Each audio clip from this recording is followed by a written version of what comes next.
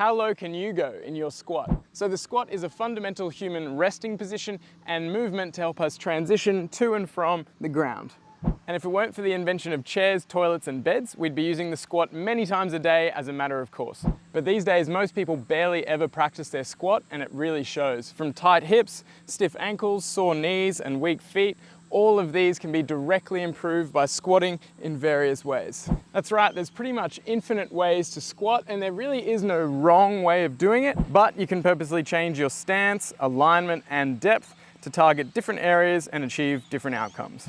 Plus, you can gradually load your squat to increase the demand on your strength and mobility over time. Check out our full video on YouTube for tips on how to get started.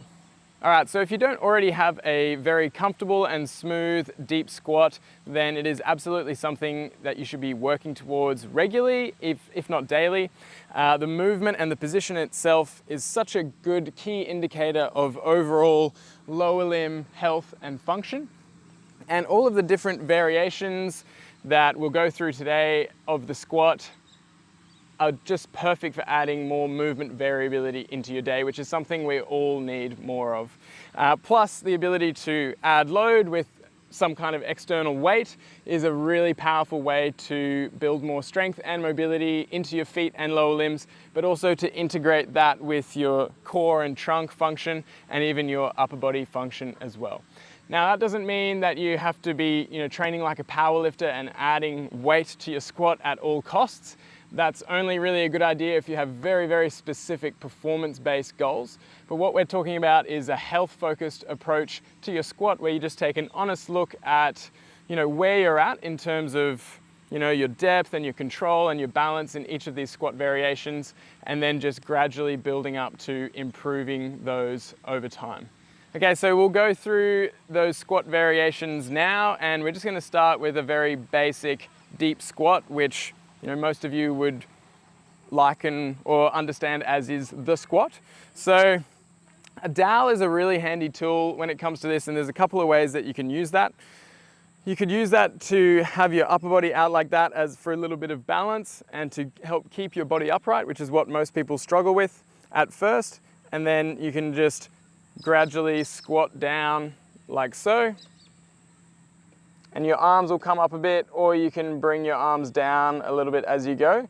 But what this is doing is basically avoiding you do this kind of squat where your spine bends forward like that and you come down. So you can just restrict yourself to how far can you move while keeping this spine relatively straight. The other thing you can do with the dowel is get very particular with that, and you can put it on your back for 3 points of contact, one on your tailbone, one on your mid back here, and one on your head. And then what that does is give you feedback about your spinal position. So if you're doing this as you squat, you'll notice the bottom point of contact comes off. If you're doing this when you squat, you'll notice the middle point of contact, and obviously your head, if your head comes off like that, you'll notice as well.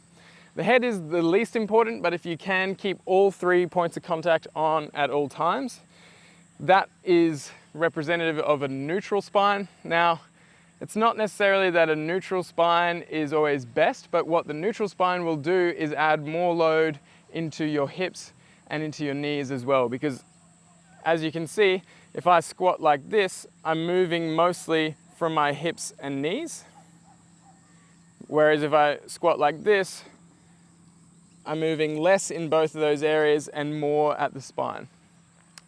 So spinal movement is fine and good, but you also want to be able to control your spinal movement, and that's what this is doing. So coming down, and you might find that you might just get to there, and then I'll swap my hands around, and then you start to notice that this does that, and that's okay. You can just pause there and come back up. Over time, you can try and go deeper and deeper with that movement, and do your best to just keep those points of contact. As you start to get familiar with that movement, you might want to sort of just put the dowel aside and use your arms up as a counterbalance, and do your best to maintain that neutral spine without using the feedback. So that'll all take time to build up to. but really worth doing. And the next variation is something that a lot of people will benefit from simply because getting the depth will be somewhat limited by your ankle mobility, also your hip mobility. But having a heel lift, whether that's from a soulmate, could be a rolled up towel, could be whatever you have lying around at home.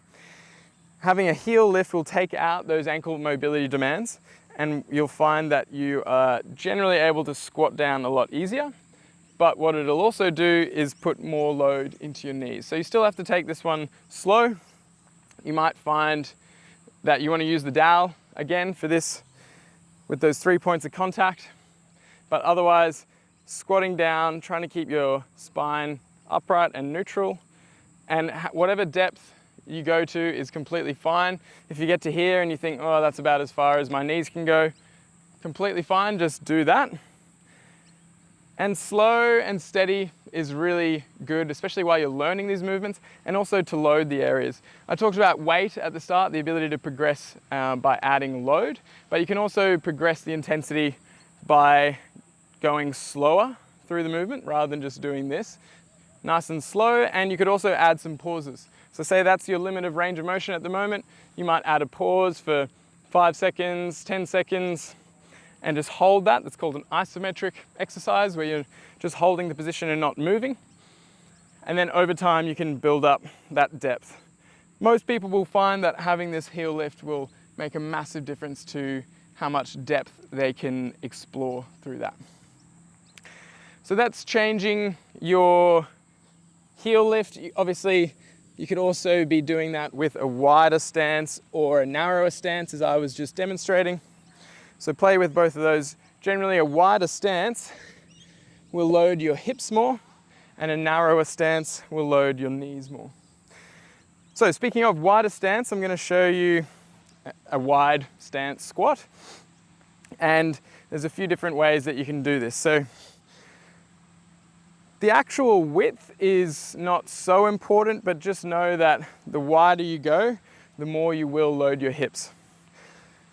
So generally you'd want it to be at least over shoulder width apart, and then you can come down like so. Squat as far as you can down. I'll show from the side. And you kind of want to sit back into your hips with this. So if I was to squat down without sitting into my hips, it'd look like this, and I'd lose my ability to go further down pretty quickly because I just run into a knee or an ankle block. Whereas if I sit back into my hips, I can come all the way down, or at least I have the potential to come all the way down. You may not get obviously this far down at first, but you can build towards it.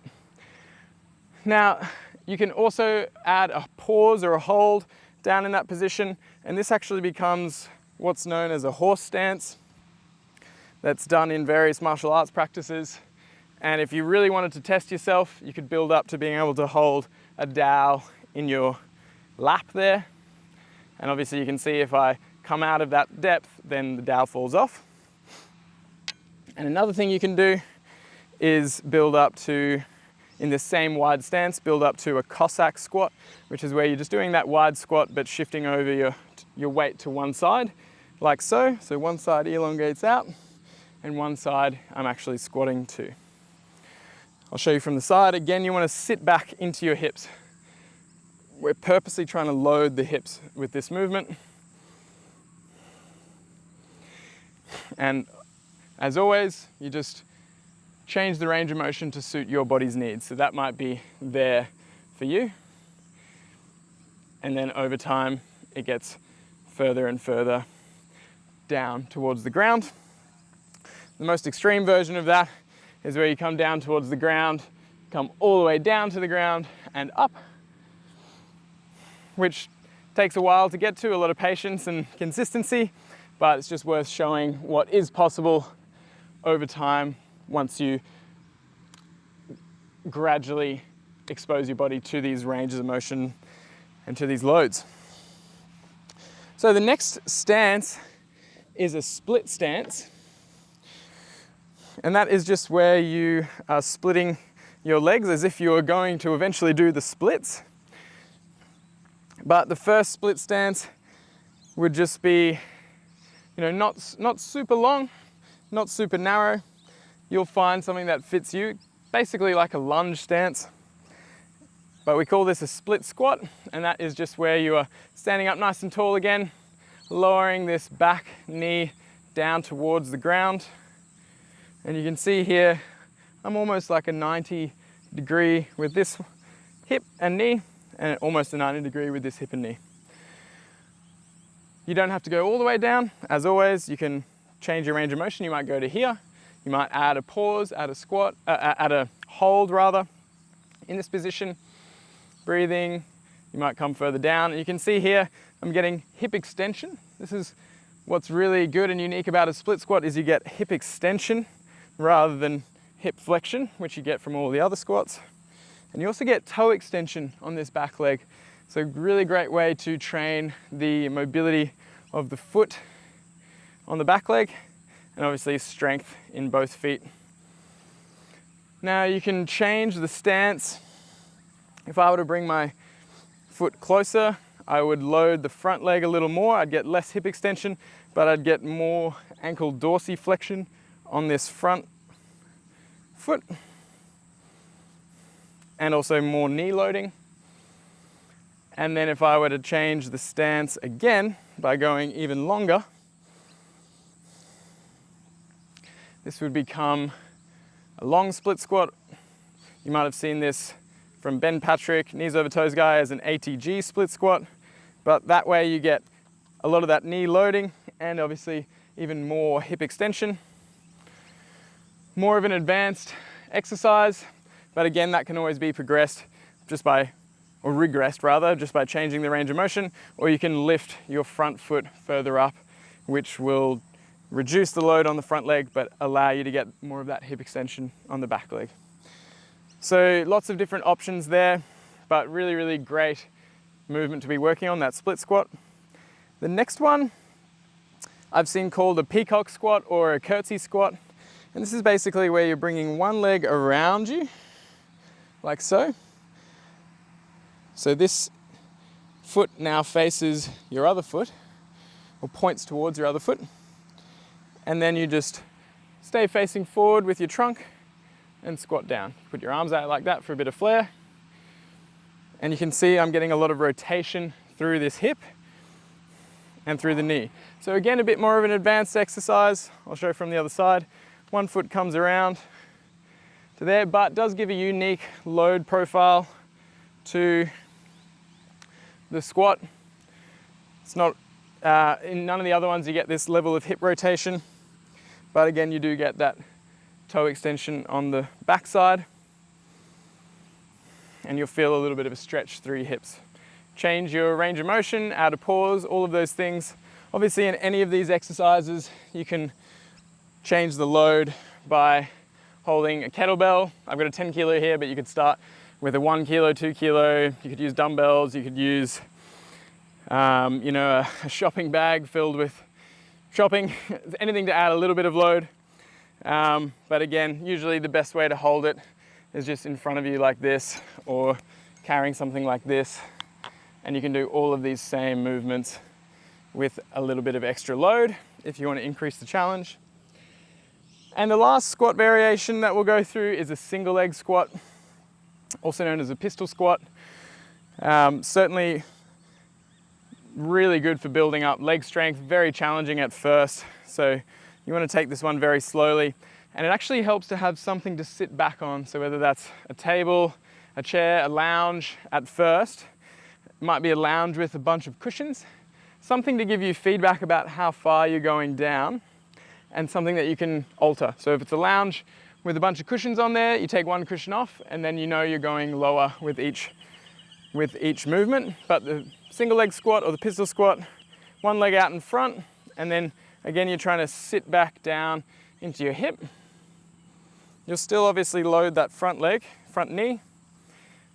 But if you just keep fully upright and you load like that, you'll run out of room to move very quickly. So pushing that hip back as you squat down.